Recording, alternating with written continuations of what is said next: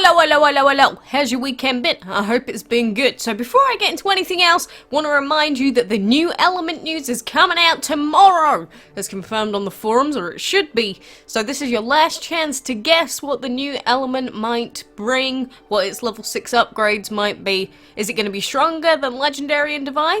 What do you think? Let me know. I'm interested to find out what your final guesses are going to be on this new element.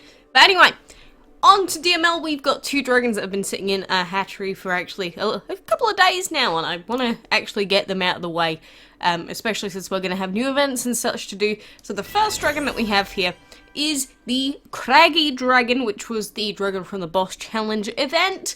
So he's a little cutie. So, it's said that the cliff-dwelling Craggy dragon used to eat rocks exclusively until this trainer introduced it to fruit. Needless to say, its change in appetite has been revolutionary. I have to say, if you find a human being or some creature that only eats rocks, the change to fruit might actually be quite healthy for it. But Craggy here is an energy void and water dragon, which is a weird sort of typing for a dragon, not gonna lie. But he's a cool dragon. We got him out of the event. Technically it cost like 100 gems to get. Is this little baby worth 100 gems? I don't know. Guess it depends on your value. Worth. Are the DCP points or Dragon Collector points worth it? Probably not.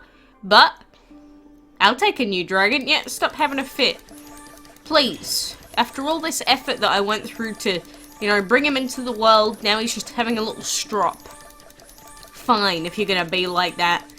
But anyway, let's level him up to level 20 so that we'll get a few of our Dragon Collector points here. And we get to look at him in his adult form. I think he kind of fits this habitat. He'd probably look better in an Earth habitat, but hey, he can't even go into an Earth habitat, so he'll have to go in the Void one for now. So that is him. And the other dragon that we have to hatch is a dragon that we already have, which is the monthly Scorpio dragon. Actually, I've already hatched him. I didn't even remember doing that. But this is our second Scorpio dragon. So our choices with this guy are either to leave him be. Normally, if I've got an adult version of a dragon and I choose to keep a duplicate, I keep one in baby form like this guy. Or our other choice is to ascend him into the Void of Death. And we will get a full set from him, but will it be a grade of material that we actually want or not? We don't know. So what do you think? Should we ascend him? Should we not? I'll also leave that choice to you because little Scorpio, he's only been alive and breathing in the world for not very long since whenever I accidentally hatched him beforehand. So either way, he's just a little baby. He has survived longer than some, because some of them we literally hatched them and sent them off to their deathbeds like we did with Alpha. I still feel a little bit bad about that. Not bad enough to do anything about it, but I do feel bad. So, now in Haunted Heroes we are on level 4 because I did manage to find the key in level 3 in the last reset. Did take 4 chests, which is kind of annoying, but we did do that. So, now that we're up to this point, I'm going to pop in some 6-hour food because 1 hour food is not going to fully deplete the points for each reset. Now it's going to be at least 2 hours to 6-hour food that's going to do it, which is fine. That's fine.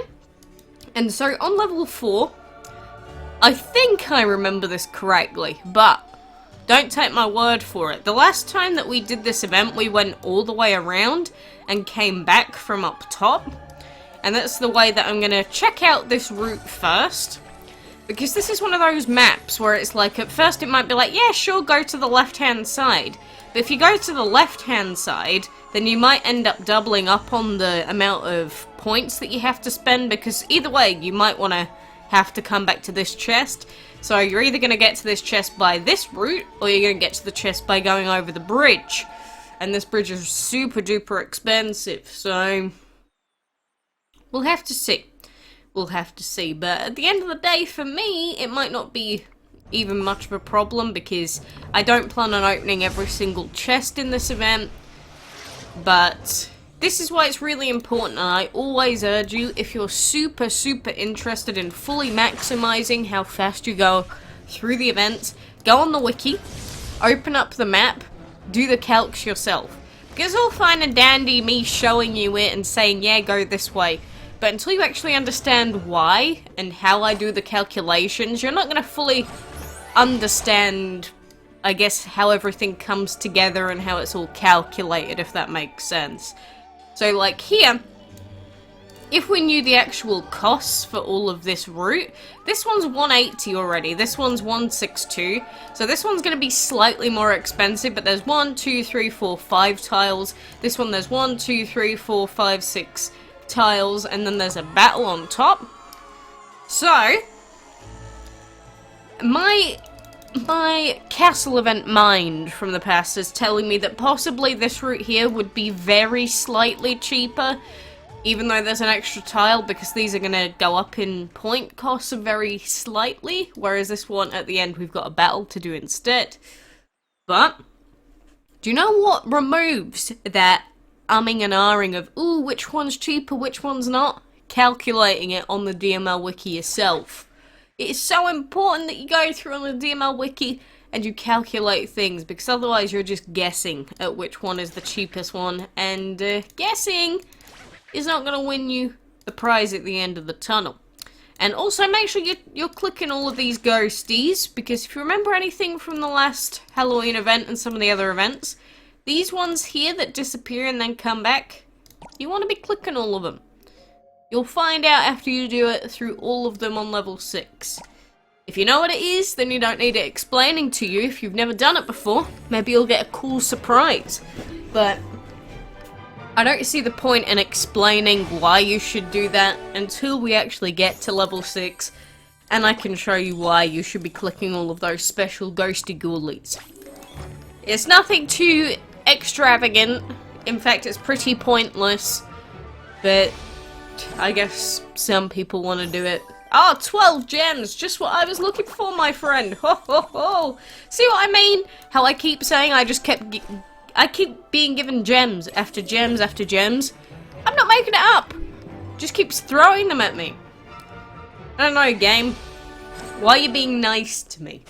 Is this like a premonition into the new element event? Are you saying that all of my luck's gonna get used up now and you're gonna screw me over when the new event comes out? I would not doubt you. I don't doubt you. Please don't test me like that. I'm not going to appreciate it one bit. And so, as the new event is coming out very soon, this is probably going to be the final time that I'm going to pre-warn you. Don't waste your food. Don't waste your money. Don't waste your resources on legendaries. Don't waste them on divines. At this point, don't waste anything on any pre-existing dragons, because we are getting a new element, and we don't know what the new element does yet. This new element could be like when Divine came out. Do you remember what happened when the Divine element came out? Maybe you weren't here. So let me tell you. Every single person that had fully tried to, I guess, optimize their team, suddenly had to get 3 new dragons. All of them being divine, which meant a hell of a lot of grinding, or a hell of a lot of money spending on enchantment chests and things like that. It changed the entire meta of DML. It changed what the strongest dragons in the game were. These new dragons had higher base stats, and the divine ability itself was just seen as a better version of legendary, because legendary's level 6 upgrades aren't that impressive. So what if that happens again? What if this new element that we get is divine, but a better upgrade? I mean, the difference is the divine level 6 upgrade, I think, is always going to have some sort of use, because it is just kind of strong, being able to buff your own team's dragons. But what if there's something just so good that you have to replace your divines with them? You see, what would happen for me at that point, because I only have 1 divine dragon in my team, what is probably going to happen is little old Saini the Lantern Dragon is probably going to get replaced as the first, I guess, thing that we're throwing into the pits of unused hell. Because Andy, being the legendary plant and shadow dragon that he is, even if there are direct upgrades to him like Loki, he's always going to be pretty good because plant and shadow are just really good elements.